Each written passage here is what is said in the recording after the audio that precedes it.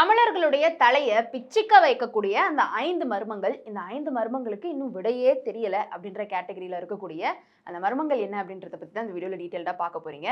இதுக்கு எப்படா விடை கிடைக்கும் அப்படின்ற மாதிரியான கேட்டகரியில நம்பர் 1 இருக்கக்கூடிய மர்மம் என்னன்னா, கைலாசா எங்கப்பா இருக்கு அப்படின்றது தான்.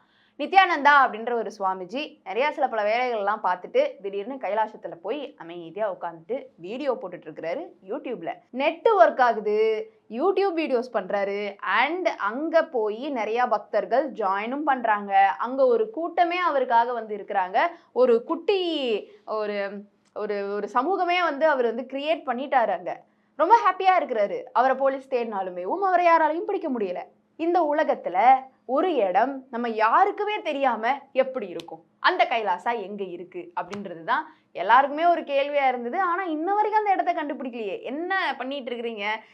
எல்லா மேப்லயே இல்லாத ஒரு இடம் அப்படின்றது இவருக்கு மட்டும் எப்படி தெரிஞ்சது? அதுக்கு எந்த டிரான்ஸ்போர்ட் மூலியமா போயிருப்பாரு? அங்க ஃபுட்டு, மணி அண்ட் அவருக்கான அந்த நெட்வொர்க், இந்த மாதிரியான எல்லா விஷயங்களுக்கும் வெளியில அந்த இடத்த விட்டு அவர் வரவே மாட்டாரா? எப்படி இவ்வளவு தலைமறைவா இருக்கிறாரு? இந்த மாதிரியான பல கேள்விகள் இவர் ஒரு விஷயத்திலே இருக்கு. ஆனா இன்னமுமே அந்த கைலாசா எங்க இருக்குதுன்னு தெரியலப்பா. சென்னையில இருக்கக்கூடிய மத்திய கைலாசம் மட்டும் தான் நம்மளுக்கு தெரியும். இந்த நித்யானந்தா இருக்கக்கூடிய கைலாசம் எங்க இருக்குது அப்படின்றது தான் இன்னும் விடையே தெரியாத ஒரு மர்மமா இருக்கு.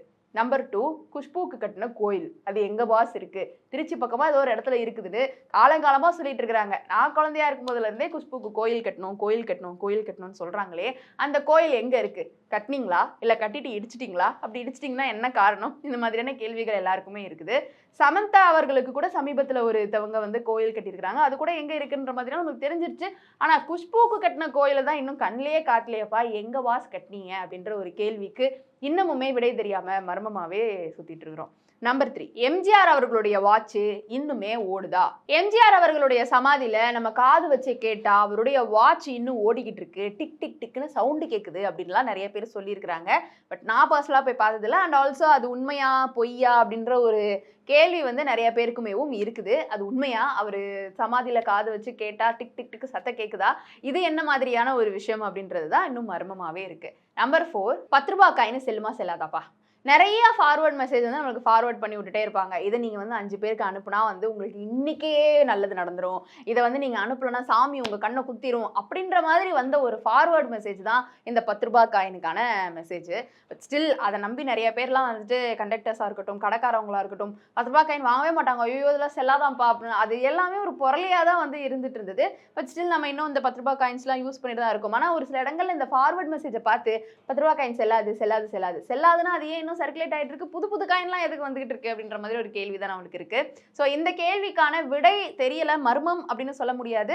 விடை தெரிஞ்சும் நிறைய பேர் தெரியலையேப்பா அப்படின்ற மாதிரி தான் மண்டையை பிச்சுட்டு சுத்திட்டு இருக்கிறோம். நிறைய நேரங்கள்ல திடீர்னு நம்மளே ஒரு முடிவு எடுத்துருவோம். 10 ரூபாய் காயின் வேணாம், அது செல்லாது அப்படின்னு. திடீர்னு அதெல்லாம் காத்து போக்குல மறைஞ்சு போயிட்டு 10 ரூபாய் காயின் எல்லாம் யூஸ் பண்ணிட்டு இருப்போம்.